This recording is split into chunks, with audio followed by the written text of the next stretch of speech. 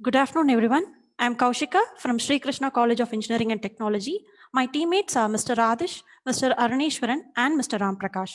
We are pursuing our fourth year in the Department of Civil Engineering. We are Team S06. We are guided by our professors, Mr. Vignesh and Mr. Bhupalan. We are here to present a proposal for the Steel Intensive Quarantine Center building for COVID-19. These are the contents we'll be looking into in our presentation. The main objective of our project is to design and detail a quarantine shed with due considerations to time and economical constraint, and also to develop a time schedule for the project. As per client requirement, the location is considered as Kolkata. Building area is taken as 50 cross 35 meter square. Eaves height is taken as 7 meter as mentioned by the client. Truss depth is adopted as 3.5 meter. For roof, a color-coated gal volume sheet of 0.63 mm thickness is utilized. Column spacing is calculated to be 7.143 meter, which is more than the specified value 6 meter. Concrete grade and steel grade are taken as mentioned in the guidelines. Soil safe bearing capacity is taken as 200 kilonewton per meter square as mentioned in the guidelines. Support condition of the structure is considered to be fixed. This is the bed arrangement for the proposed plan, and this is based on the norms of National Center for Disease Control, which demands a bed-to-bed spacing of 2 meter. Here, the elevation on top view of a structure is picturized. The type of truss we have adopted is a trapezoidal truss. A trapezoidal truss is economical up to an approximate truss depth ranging from L by 8 to L by 12.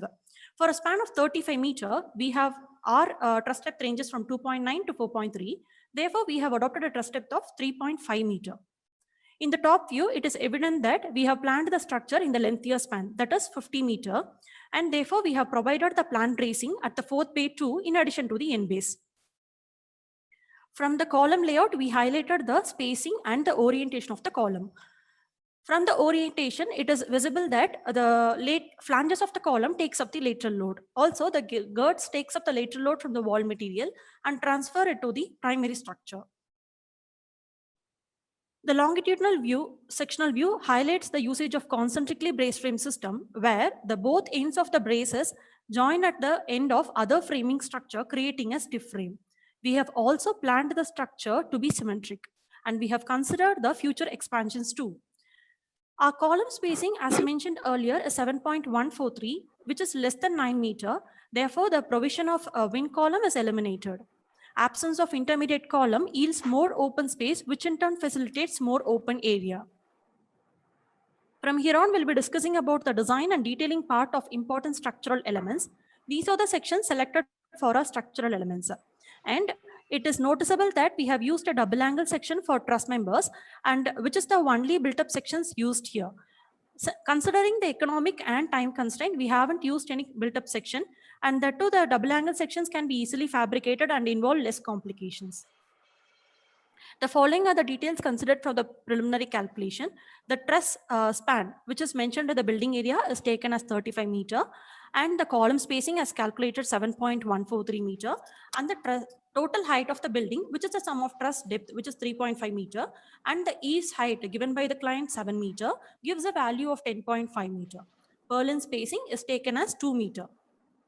With all the above details considered, the roof inclination is calculated to be 12 degree. The length of rafter is estimated to be 17.85 meter from Pythagoras theorem. Dead load and live load are considered from IS 875 part 1 and 2 of 1987. And also the wind load is considered from IS 875 part 3 2015, which is the latest version. According to clause 4.5.1 of IS part 2 1987, the total live load is taken as 2/3 of the live load for the sloped roof, as our roof inclination is more than 10 degree, and with that the total live load we have calculated. For wind load, the basic wind speed is checked against Kolkata nearer to Jalpaiguri, which is the client location, and it is not separately available. Therefore, we have taken Kolkata. And with considering K1, K2, and K3, design wind pressure is calculated. With due considerations of the internal and external pressure coefficients, suction pressure is also estimated. By multiplying a factor 2, which is the Purlin spacing, dead load, live load, and wind load are calculated. Combinations like dead load plus live load, dead load plus wind load for a factor of safety 1.5, and for a factor of safety 1.2, dead load, live load, and wind load are calculated.